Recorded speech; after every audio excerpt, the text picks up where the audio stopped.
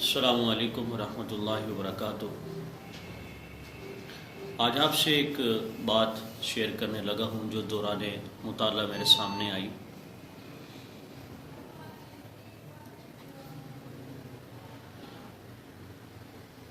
ایک ماضی میں ایک استاد تھے جو درس دے رہے تھے، اور ان کا جو درس تھا وہ توحید پہ تھا۔ لا الہ الا اللہ، لا الہ الا اللہ، توحید کا مطلب، مفہوم، تشریح سمجھاتے رہے۔ وہ جو استاد تھے ان کو شوق تھا پرندوں کا، تو شاگرد نے ایک طوطا انہیں لے کر دیا، بڑا خوبصورت تھا، اسے پنجرے میں بند کر کے لے کے آتے، درس بھی دیتے اور وہ پنجرہ ساتھ پڑا رہتا۔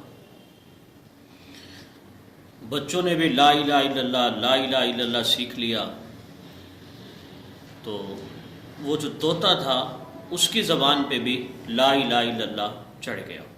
اب وہ لا الہ الا اللہ پڑھتا رہا، مشہور بھی ہو گئی بات۔ ایک دن استاد محترم جب کلاس میں آئے تو وہ انتہائی کنفیوز تھے، پریشان۔ بچوں نے پوچھا استاد محترم کیا ہوا؟ ماضی کا زمانہ تھا، اخلاص تھا، بتایا کہ طوطا مر گیا۔ انہوں نے کہا اس پہ گھبرانے کی کوئی بات نہیں، ہم آپ کو اور طوطا لا دیں گے آپ کے لیے۔ انہوں نے کہا نہیں، رونے کی وجہ یہ ہے کہ میرا یہ طوطا لا الہ الا اللہ پڑھتا رہا کثرت سے، رات دن، صبح و شام، لیکن جب بلی اس کے اوپر حملہ آور ہوئی ہے اس وقت اس کی زبان پر لا الہ الا اللہ نہیں آیا، چیختا رہا ہے۔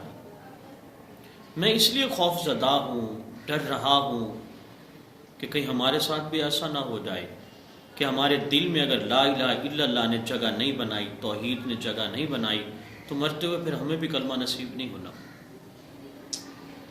حقیقت یہ ہے، ایک بڑی قیمتی بات وہ یہ ہے، آسمان پہ سب سے تیزی کے ساتھ جانے والی جو چیز ہے وہ اخلاص ہے، اور زمین سے جو چیز تیزی کے ساتھ نیچے آتی ہے وہ توفیق ہے۔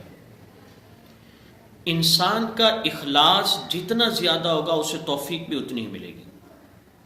اب اگر ایک انسان ذکر کرتا ہے، پڑھتا رہتا ہے، لیکن جب تک اس کا وہ ذکر، جیسے میں نے ایک ایگزامپل آپ کے سامنے رکھی ہے، جب تک اس کا یہ ذکر اس کے دل پہ نہیں بیٹھے گا، اس وقت تک اس کا ثواب اگرچہ اللہ تعالیٰ لفظوں پہ عطا فرمائیں گے، لیکن دل کے اوپر جگہ بنانا اس کا ضروری ہے۔